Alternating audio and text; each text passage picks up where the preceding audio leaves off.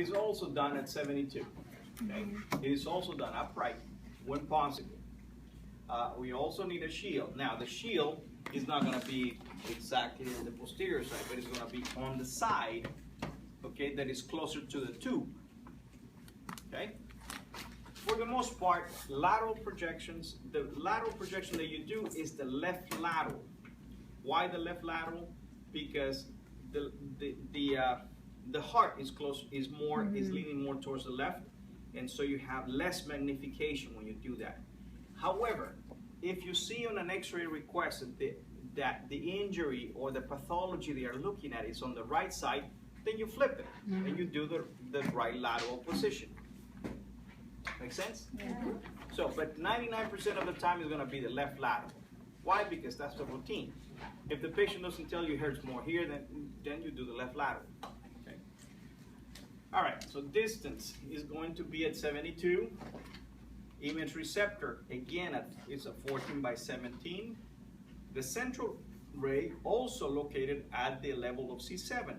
Now, C7 in this case, you're not going to be facing. So you find it in the PA, and then you just turn the patient on the side. So if you have done the PA, then all you do is just turn the patient and don't move, don't adjust the central ray variably.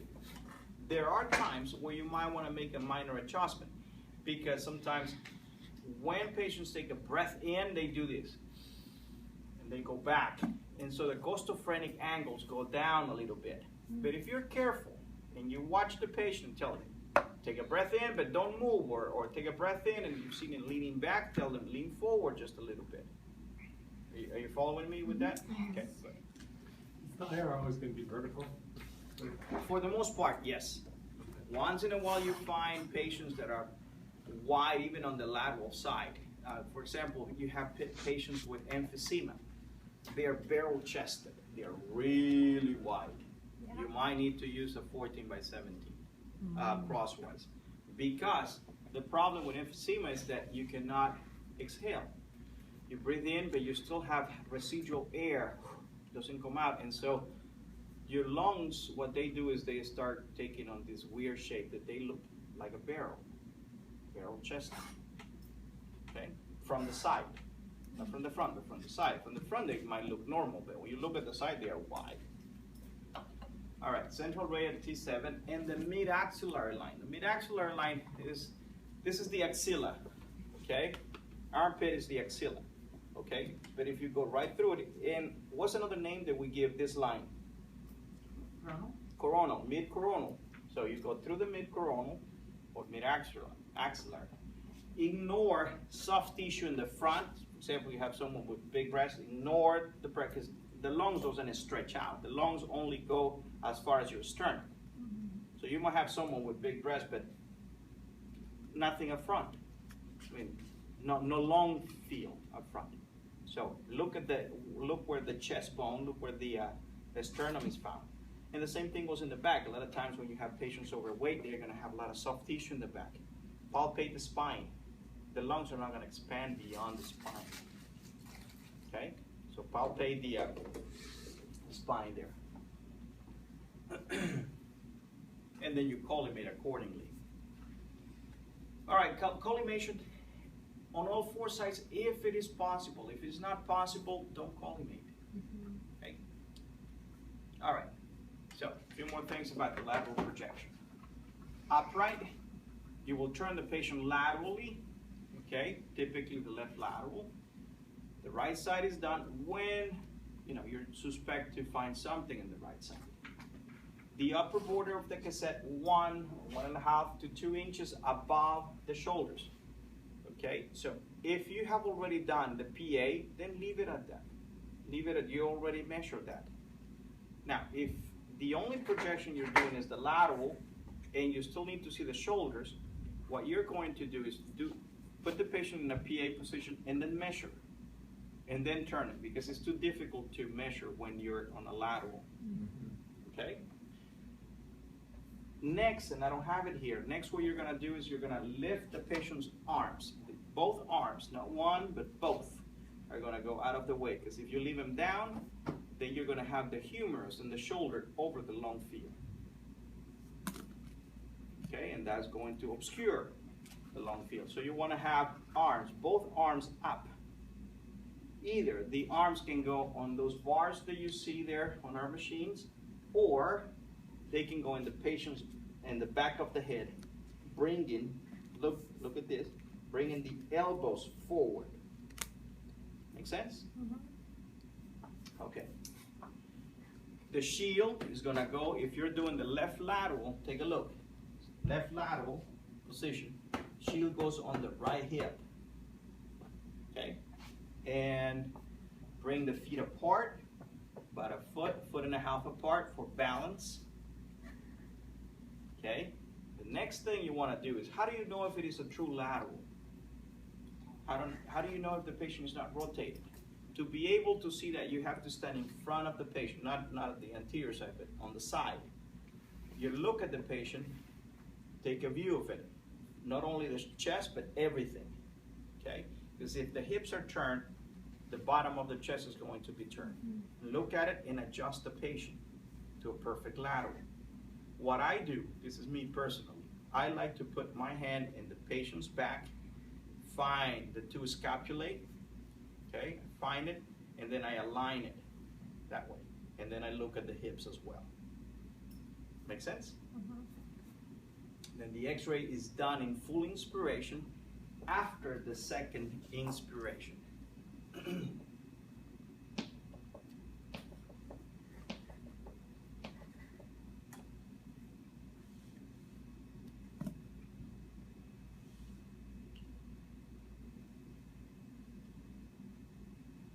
Make sense?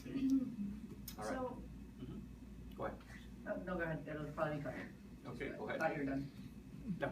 Oh, well, if the cassette's an inch and 1 to 2 inches above the shoulders, then your light, your culmination's gonna be right there with the cassette, right? Okay. All right, the structures that are demonstrated with the lateral projection, you're gonna see the left side pulmonary lesions if you have done the left. Okay. And it's not that you cannot see the right, you do, but you get a better image of the side that is closest to the image receptor. You're going to see the shadow of the heart. You could also see hilar lesions. Hilar means in the area of the hilum. If there are lesions there, you could see. You will see the sternum in profile. In profile means that it's out of superimposition. So the sternum is in profile. The trachea will be there filled with air. You're going to see the long apex. Then you come all the way down. You're going to see the costophrenic angles. You should see the area of the diaphragm. And you will see right behind the spine, you will see posterior ribs. And add here, spine.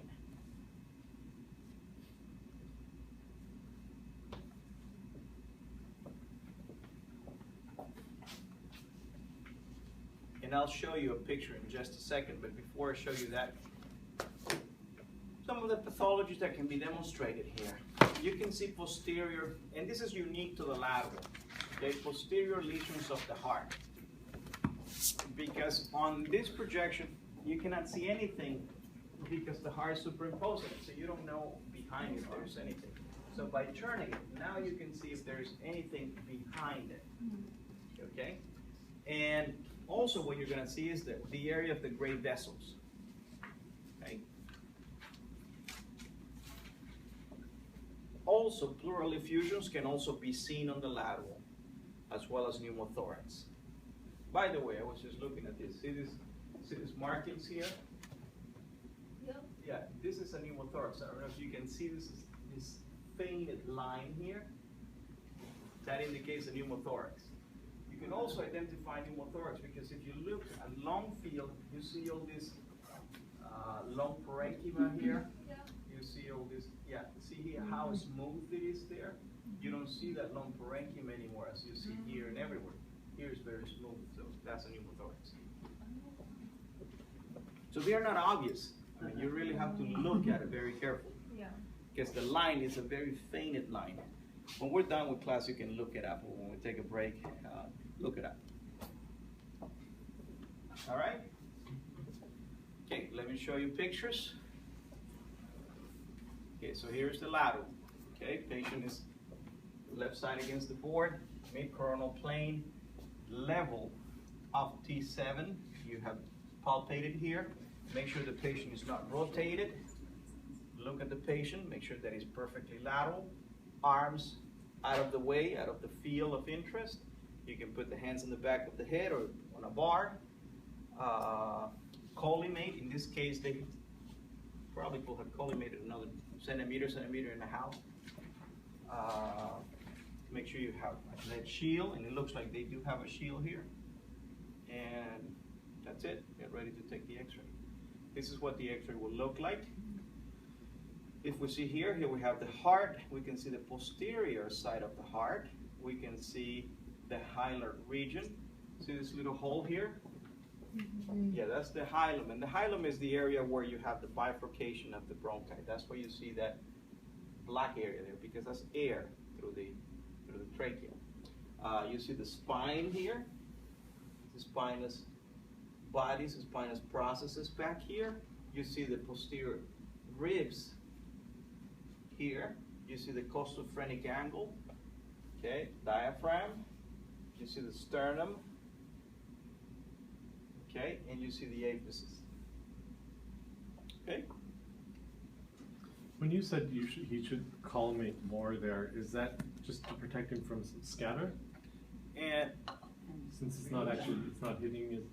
no, but you're more than protecting him here.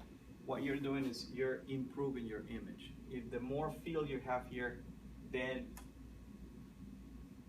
you degrade the image. Then you degrade it's best to call the image from scatter. Yeah. Okay. Yeah. All right. Okay. Evaluation criteria: arms not overlapping the lung field, especially the apices. No forward or backward leaning. Meaning sometimes the patient, when they take a breath in, this is the tendency. Take a look. Take a breath in, and I go back, and I start leaning back. Okay? So you have to pay attention to it, and then bring him forward, and then make the exposure. Superimposition of the ribs posterior to the vertebral column. I show you that. The sternum with no rotation and free of superimposition. Penetration of the lung and the heart. If it doesn't make sense yet, that's fine. I'll try to explain a little bit right now. The heart is a very dense. It's the largest muscle in the body. Very strong, very thick. It absorbs a lot of radiation. Lungs is mostly air. And so you have two very different densities. And so it's important to find a good technique that can do both. That can get you good lung fields, but at the same time you can still go through the heart. So that's what I'm saying there. Penetration of both, good penetrating the heart, but also going through the lungs. The costophrenic angles and the apices, meaning the complete lung should be demonstrated. All right?